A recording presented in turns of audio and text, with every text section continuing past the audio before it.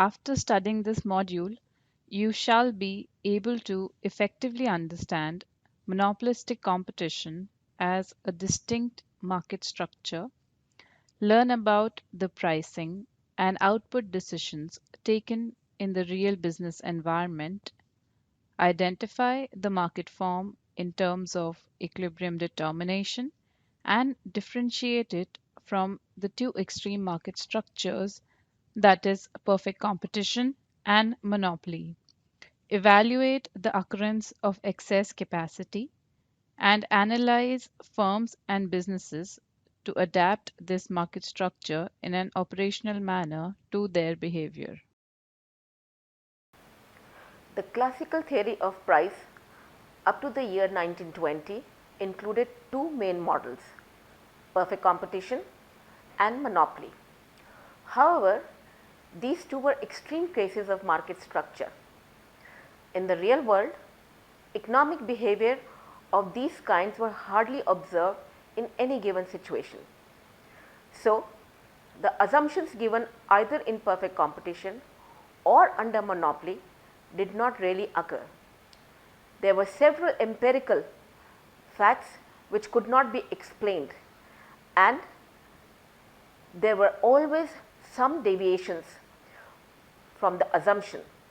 For example, the assumption of homogeneous products in perfect competition did not resemble the products available in the market. Let us begin by understanding monopolistic competition as a blend of both monopoly and perfect competition, which can be observed from industries with similar market structures. It is an imperfect market structure, but it is a more realistic form found in day to day markets.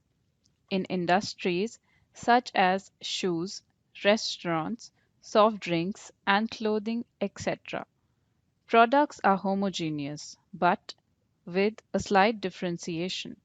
They are close but not perfect substitutes for the buyers.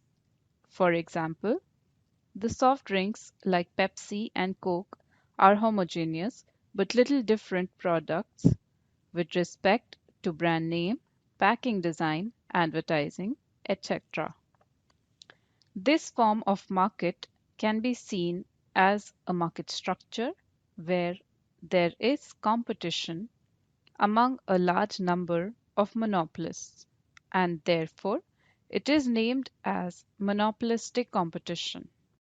Now we shall turn to the features of monopolistic competition, which can be broadly viewed as: first, product differentiation; second, industry and product group; third, free entry and exit; fourth, number of buyers and sellers; fifth, non-price competition; and sixth, independent behavior. We look at the features of monopolistic competition in detail.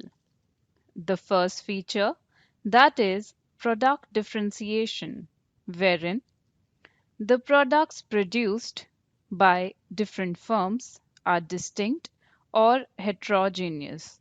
It implies that the product of same firm are close substitutes to each other. To bring about uniqueness, producers make their products different from others consciously. They adopt various ways to set their products apart from the others. For example, soft drinks manufacturers like Pepsi, Coke, and Thumbs Up, etc., simply change the chemical composition, appearance, brand name, advertising, or packing material, etc., to make new and differentiated products attractive for buyers. Thus, in monopolistic competition, firms produce homogeneous but slightly differentiated products. This differentiation can be attributed to real or imaginary differences in quality. The second feature is the concept of industry and product group. Under perfect competition, industry is defined as a collection of firms producing a homogeneous product. However, in case of differentiated products, we define an industry as firms producing close substitutes as product groups. Product group, in turn, cannot be precisely defined, as the degree is a relative concept. So, according to Chamberlain, product groups should include products which are closely related and which are close technological and economic substitutes. The demand for each single product is highly elastic. When the price of other products in the group change, the demand for this product shifts. According to Chamberlain, products forming the group should have high price and cross elasticities. The third feature is free entry and exit. There is freedom of entry and exit from the product group. Being attracted by supernormal profits earned by some firms, new firms will enter into the product group. Similarly, if existing firms are making losses, firms will quit the group. Moving on to the fourth feature, which is number of buyers and sellers. There are a large number of sellers who sell similar but non-identical products in the market. So, individual firm has limited control over market price.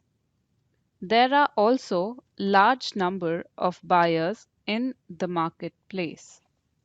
The next feature we look at is non-price competition. Non-price competition is observed in monopolistic competition. In order to increase the demand for their products, firms engage themselves in non-price competition through advertisements, by giving free gifts, or offering extra saving on packages, etc., which can be clearly seen from these advertisements. Finally, the last feature we shall see is that of independent behavior. Firms in monopolistic competition behave independently, and because of large number of buyers and sellers, the economic impact of one firm's decision does not affect any other firm in the group. This indicates that there is no rivalry among firms in the group. To understand the occurrence of equilibrium under monopolistic competition, we first need to look at the assumptions analyzing firms' behavior.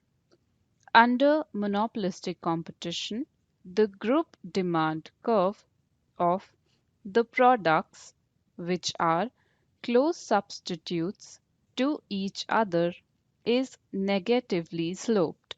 So, it is assumed that all the firms in the group are identical, facing similar demand and cost conditions.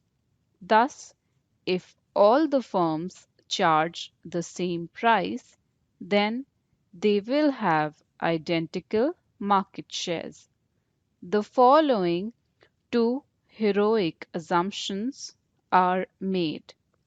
First, the demand curve of all firms are assumed to be symmetrical, implying that market share of every firm is same and equal to a constant proportion of total market demand.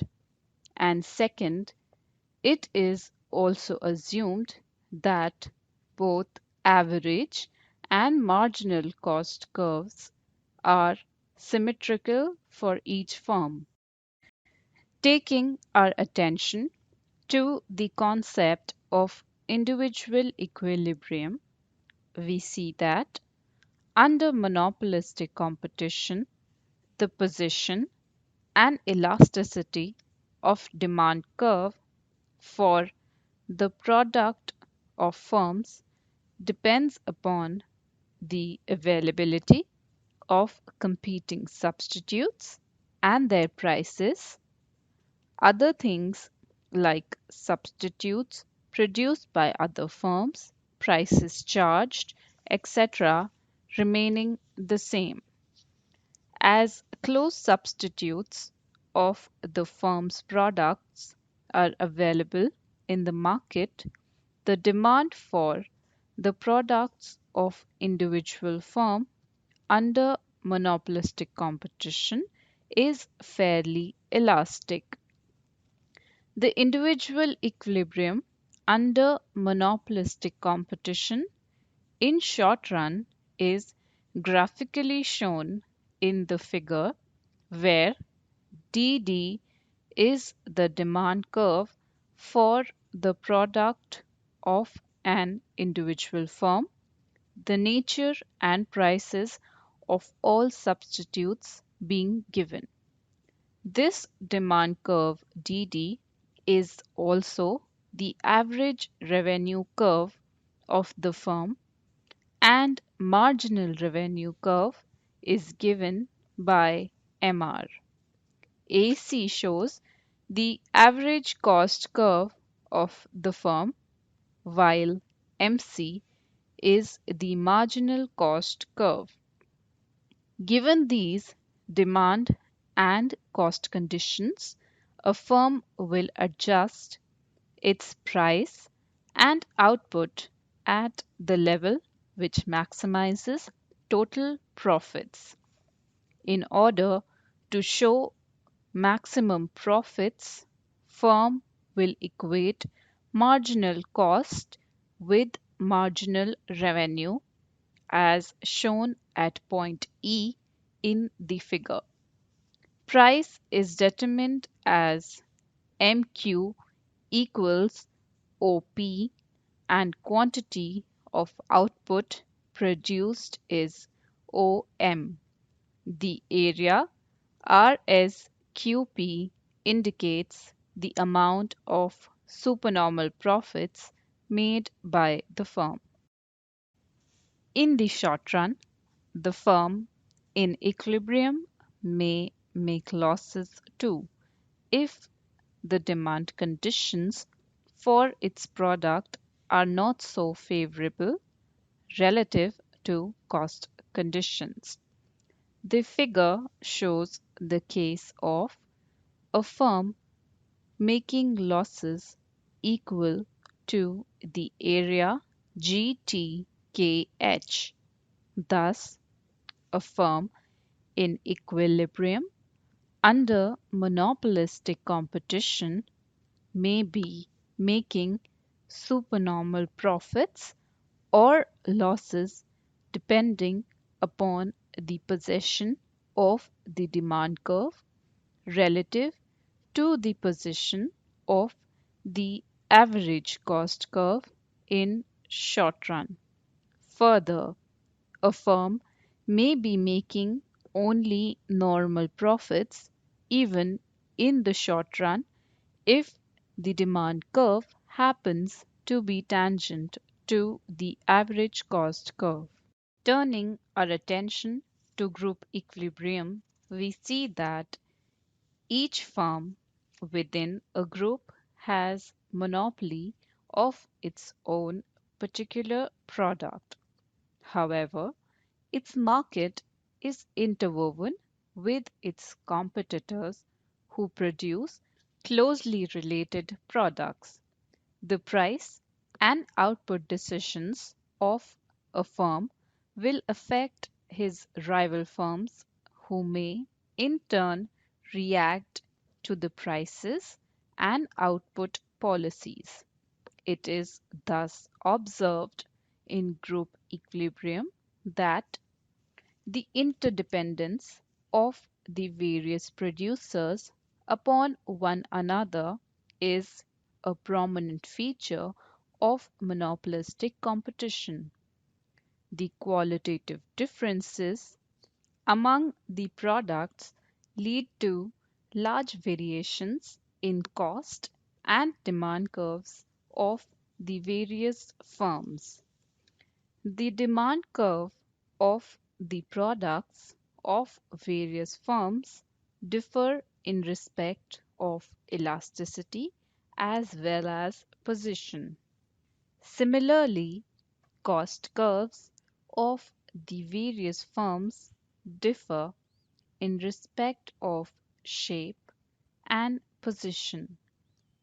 As a result of these conditions, for each firm, there will be differences in prices, in outputs, and profits of the various firms in the group.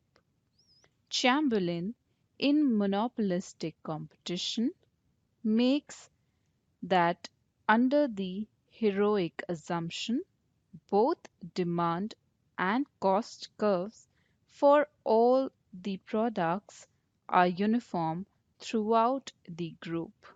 To facilitate exposition of this theory, Chamberlain introduces a further assumption which has been called symmetry assumption by Professor Stigler.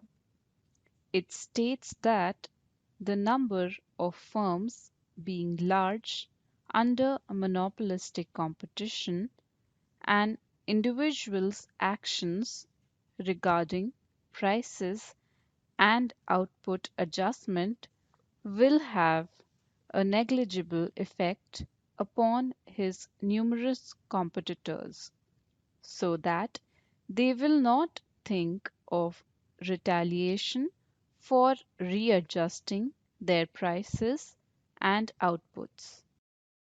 Now, let us look at group equilibrium under monopolistic competition in the long run, where the demand and cost curves of each of the firms in the group are DD and LAC as shown. Each firm will set price OP at which marginal cost is equal to marginal revenue at point E, and hence profits are maximum. Although all firms are making supernormal profits, there is no reason for anyone to cut down price below OP. These supernormal profits will attract new firms in the field. New entrants are free to produce closely related products which are very similar to the products of existing firms. Thus, under monopolistic competition, there can be freedom of entry only in the sense of freedom to produce close substitutes. When the new firms, attracted by supernormal profits enjoyed by the existing firms, enter into the field, the market would be shared between more firms, and as a result, the demand curve for the product of each firm will shift downwards, that is, to the left.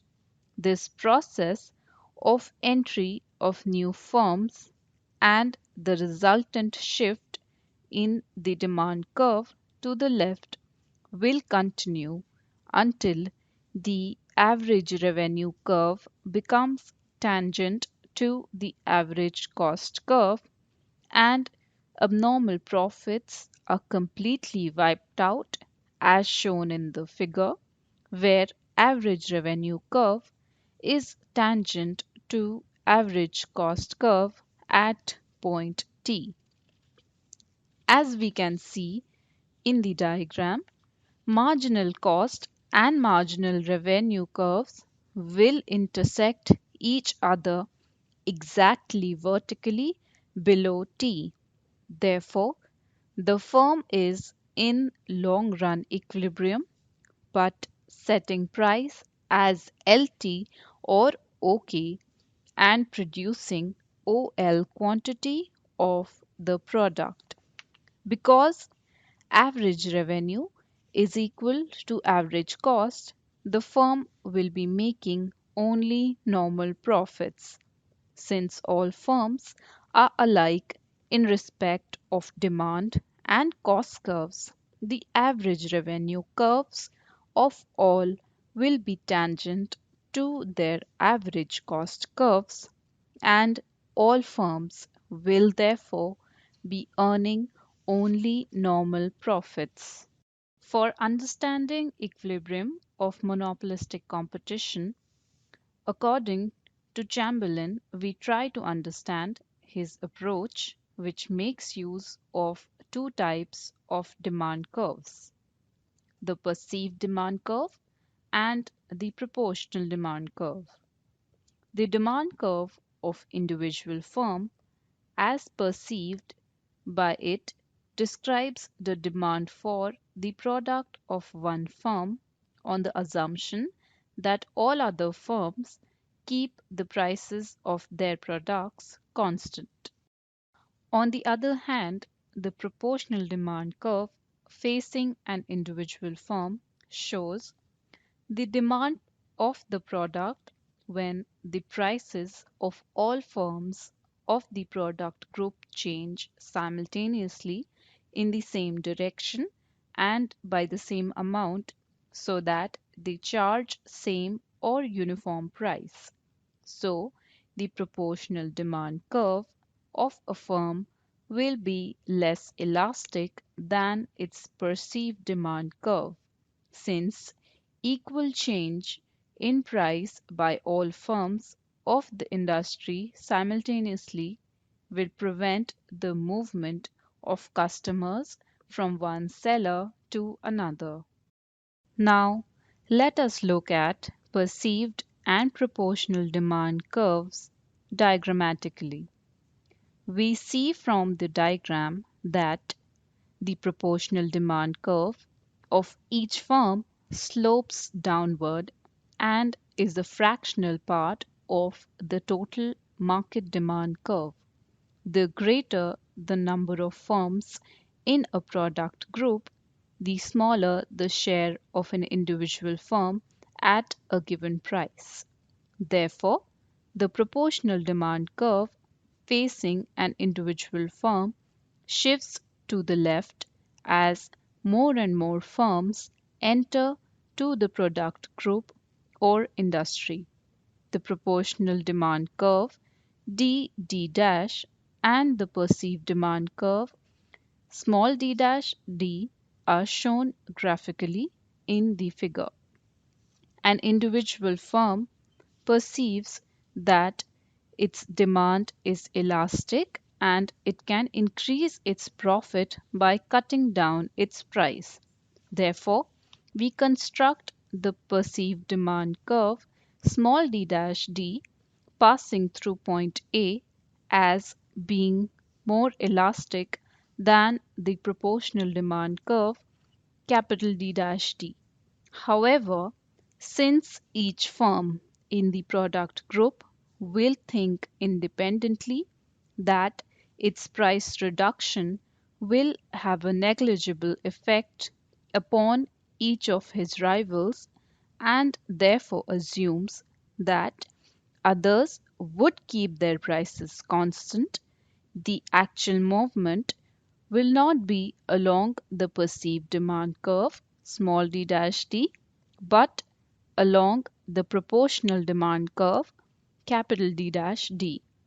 Therefore, capital D dash D shows the actual sales by each firm when prices of all change equally and identically. Moving on to the short run equilibrium under Chamberlain's approach, we see that the firm is initially at point A on proportional demand curve capital D dash D in figure. Firm's perceived demand curve small d0 dash d0 has been drawn from point A. Each firm's share of demand for its product is equal to OM0 and all of them are charging uniform price OP0 with firm's initial position at A on proportionate demand curve capital D dash T. It perceives that it can increase profits by cutting down price below OP0, thinking that other firms would not react. It is seen from figure that if firm cuts down price to OP1, it can maximize its profits by producing OM1 output, which is demanded at price OP1, provided others do not react to it. The perceived marginal revenue curve MR0 corresponding to the perceived demand curve D0 D0 intersects the marginal cost curve MC at OM1 level of output. Thus, given the perceived demand curve D0 D0 passing through point A on the proportional demand curve, the profit maximizing output is equal to OM1, which implies that the firm will have advantage to lower its price from OP0 to OP1 so as to raise quantity demanded of its product to OM1 level. Each firm in monopolistically competitive industry will perceive independently that if they lower price below the prevailing one, they can attract customers from the others thinking that others would not react. But since all firms would try to cut down their prices thinking others would not react, each firm will not be in equilibrium at point A. Instead, the firm will find themselves at point B on the proportional demand curve, getting a proportionate share of the increase in market demand at the lower price OP1. Thus, each firm will be working. Thus, we can clearly see that as a result of price cutting, the perceived demand curve of each firm will slide down the proportional demand curve to point B. With point B on the new perceived demand curve D1 D1, the firm thinks that it can increase its profits if it lowers its price below OP1, provided that others will not react, because the new perceived marginal revenue curve MR1 corresponds to the new perceived demand curve D1 D1 lies above the marginal cost curve MC in the relevant region. Though its earlier attempts to increase profits by lowering price was retaliated by others, each firm again believes that if it lowers the price and thereby bringing about increase in quantity demanded of its product, it can increase its profits. Now, if each firm thinks in the same way and cuts down its prices independently, it would not succeed in snatching away customers from rival firms. As a result, each firm, instead of moving along to a point on the perceived demand curve for maximizing its profits, will land itself on the proportional demand curve, getting the same proportionate share from the increase in quantity demanded of the product at a lower price. In this way, the process of price cutting competition and sliding down of perceived demand curve on the proportional demand curve would continue until a firm has reached a point where it cannot perceive to increase its profits by reducing its price. The firm in this situation will be maximizing its profits and will therefore have no advantage to lower the price of the product further. As a result of price competition, the perceived demand curve has slided down to the point H on the proportional demand curve, capital D dash D, and accordingly, price has fallen to OP2, and each firm is producing and selling OM3 output as we can see in the figure. Each firm will be in equilibrium at this price output combination and will have no incentive to change its price. Thus, according to Chamberlain's approach, short run equilibrium under monopolistic competition is reached and firm will be maximizing its profits when the following two conditions are satisfied. First, the price output combination is such that perceived marginal revenue curve intersects the marginal cost curve so that MR equals MC, and second, the price output combination at which MR equals to MC is the point at which perceived demand curve small d dash d intersects the proportional demand curve capital D dash D. Thus, in the short run, the firm's equilibrium occurs at the point on proportional demand curve and perceived demand curve at which marginal revenue is equal to marginal cost. Further, we look at the long run equilibrium in Chamberlain's approach. Attracted by supernormal profits enjoyed by firms in short run, new firms will enter the industry. Due to entry of new firms, the market demand curve for the good would be shared by more firms, causing proportionate demand curve to shift to the left. Along with shift of proportionate market demand curve, perceived demand curve will also shift to the left.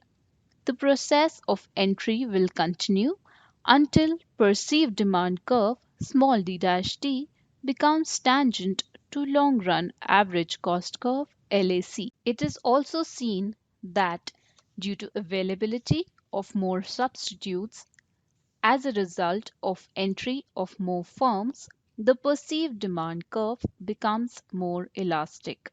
The tangency of the perceived demand curve small d dash t with long run average cost curve LAC shows that firms are making only normal profits, so there will be no tendency for new firms to enter into the group.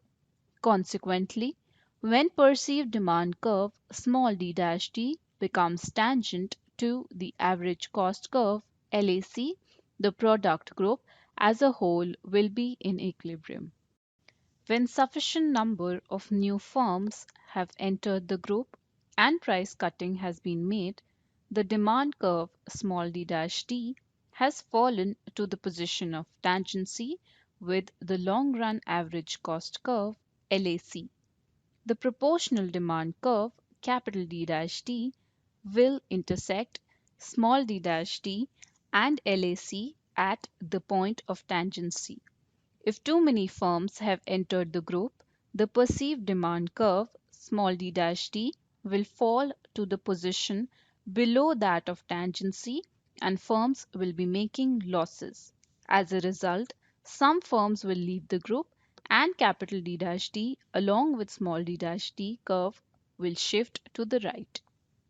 It can now be said that the following two conditions are necessary for group equilibrium. Firstly, the perceived demand curve must be tangent to the LAC, and secondly, the proportional demand curve facing individual firm must intersect both the perceived demand curve and LAC at the point of tangency.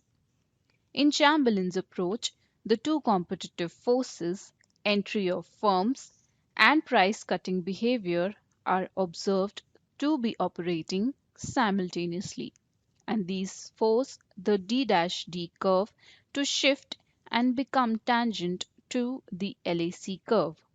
Then the capital D' curve cuts both of them at the point of tangency, which brings group equilibrium in Chamberlain's approach. Lastly, we look at the occurrence of excess capacity under monopolistic competition. In the long run equilibrium of monopolistic competition, the perceived demand curve is tangent to the LAC curve. So, both the perceived demand curve and the LRAC are downward sloping at point of tangency. However, unlike perfect competition, firm's equilibrium would never be at the minimum point of the LAC curve. So, it is argued that the firm's output under monopolistic competition is not the optimum output from the welfare point of view, and there exists excess capacity, which is an underutilization of the resources of the society. The optimum output is associated with the minimum point of the LAC curve. So, excess capacity is the difference between the optimal output and the actual output attained by the firm in the long run, as shown in the diagram. Here, ON is the optimal output as it corresponds to the minimum point of LAC curve, and OQ is the long run equilibrium output in a monopolistic competition. Thus, excess capacity equals to ON minus OQ, which is equal to QN.